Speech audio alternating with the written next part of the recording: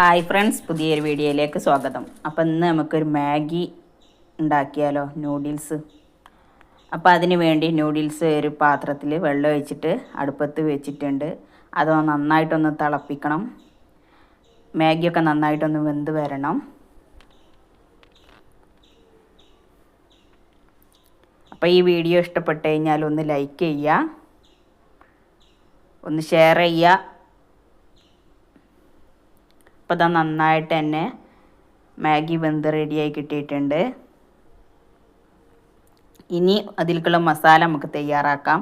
അതിന് വേണ്ടിയിട്ട് ഒരു ചട്ടി അടുപ്പത്ത് വെച്ചിട്ടുണ്ട്.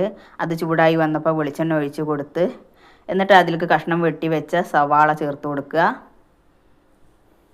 എന്നിട്ട് സവാള നന്നായിട്ടൊന്ന് വാടി കിട്ടണം.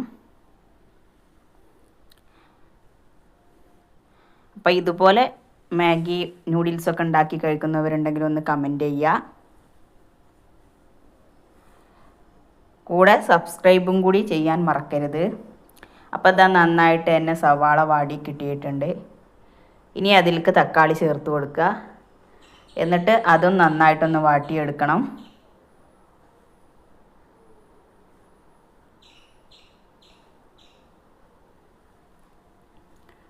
ഇപ്പം നന്നായിട്ട് തന്നെ തക്കാളിയും വാടി കിട്ടിയിട്ടുണ്ട്. ഇനി അതിലേക്ക് ലേശം ഉപ്പ് ചേർത്ത് കൊടുക്കണം.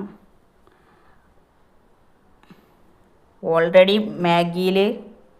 മാഗിയുടെ മസാലയിൽ ഒക്കെ ചെറുതായിട്ടൊക്കെ ഉപ്പിൻ്റെ ടേസ്റ്റ് ഉണ്ടാവും. എന്നാലും കുറച്ച് ഉപ്പ് ഈ ഒരു തക്കാളിയിലും സവാളയിലും ചേരാൻ വേണ്ടിയിട്ട് മാത്രം കുറച്ച് ഉപ്പ് ചേർത്ത് കൊടുക്കുക.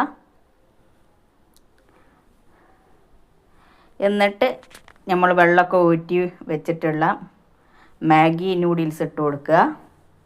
എന്നിട്ട് എല്ലാം കൂടി നന്നായിട്ടൊന്ന് ഇളക്കി ചേർക്കുക.